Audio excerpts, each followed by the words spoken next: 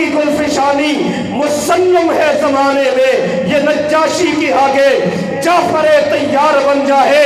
میں کہتا ہوں جہاں خمینیت سامنے ہو پھر سامنے خطابت حق نواز بن جاتی ہے، جب کلیدی سامنے آئے پھر خطابت زور مانگ بن جاتی ہے، جب رفت سامنے آئے پھر خطابت کبھی آسم بنتی ہے، کبھی احسار بن جاتی ہے۔ نعرہ سیدنا و مولانا محمد وعلا آلہ و اصحابہ وبارک وسلم تسلیما کثیرا کثیرا۔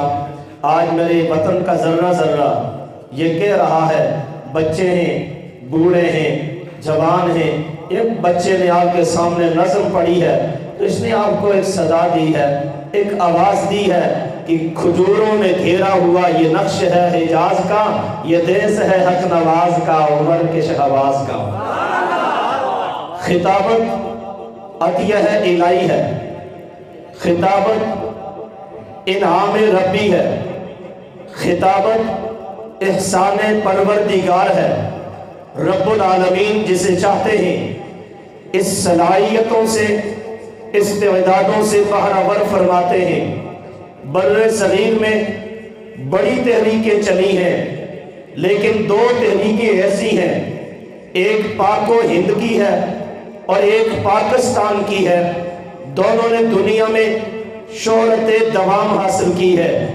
ایک تحریک مجلس احرار کی تھی، جس نے جو خطیب پیدا کیے ہیں دنیا ان کی مثال پیش نہیں کر سکتی۔ الفاظ ان کے اشارہ آبرو پر باندیوں کی طرح رش کیا کرتے تھے اور رقص کیا کرتے تھے، اور الفاظ ان کے سامنے ہاتھ جوڑ کر کھڑے ہوا کرتے تھے۔ اور پھر دوسری تحریک تحفظ ناموس صحابہ ہے۔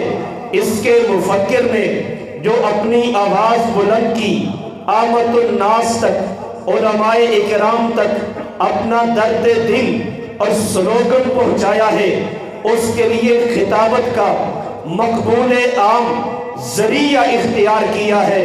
تاریخ انسانی گواہ ہے کہ جبستان عالم میں خطابت نے کیسے بڑے بڑے مارکے سر انجام دیے ہیں۔ خطابت نے ایمان و یقین کی شمع روشن کی ہے، خطابت نے رشد و ہدایت کے دریا بہائے ہیں، خطابت نے قید و بند کی زندگیوں سے انسانوں کو نجات دی ہے، خطابت نے ظالم اور جابروں کے خلاف علم بغاوت بلند کرنے کا مظلوموں کو حوصلہ دیا ہے، خطابت نے ظالم حکومتوں میں تباہی مچائی ہے، خطابت نے کمزوروں کو اپنے حق کے لیے لڑنا سکھایا ہے۔ یہی خطابت جب پیغمبر کی زبان پر آئی تو دعوت و ہدایت بن گئی، خطابت جب کسی واعظ کی زبان سے آشنا ہوئی تو واعظ و نصیحت بن گئی، خطابت کو جب کسی مجاہد نے اختیار کیا ہے وہ ترانہ ہے جہاد بن گیا ہے، خطابت کو جب کسی سیاسی رہنما نے اختیار کیا ہے وہ ترانہ ہے انقلاب بن گیا ہے۔ خطابت ایک حسن کا نام ہے، خطابت سحر کا نام ہے، خطابت تلسم کا نام ہے، خطابت زہبائی کا نام ہے۔ اللہ کے فضل و کرم سے ناموس صحابہ کے قائدین نے رب العالمین کے اس عطیہ کا شکرانہ اس طرح ادا کیا ہے کہ ارض وطن کے ذرے ذرے کو عظمت ناموس صحابہ کے لیے چوکی دار بنا کر کھڑا کر دیا ہے، پہرے دار بنا کر کھڑا کر دیا ہے، دائی بنا کر کھڑا کر دیا ہے۔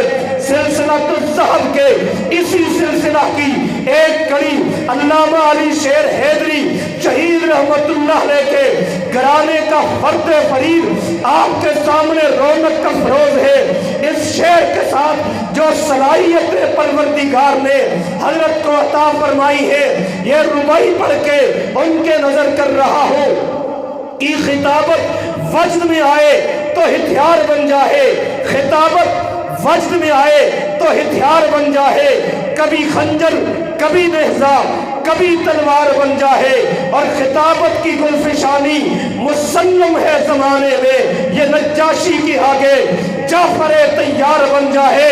میں کہتا ہوں جہاں خمینی سامنے خطابت حق نواز بن جاتی ہے، جب کلیدی سامنے آئے پھر خطابت زور مان بن جاتی ہے، جب رفت سامنے آئے پھر خطابت کبھی آسم بنتی ہے، کبھی احسار بن جاتی ہے۔ نعرہ تکبیر، تاجدار ختم نبوت، شان صحابہ، عظمت آل بیت، شہدائے ختم نبوت، شہدائے ناموس صحابہ تشریف لا رہے ہیں۔ خطیب ناموس صحابہ و اہل بیت حضرت مولانا عبد الجبار صاحب حیدری دامت برکاتہ۔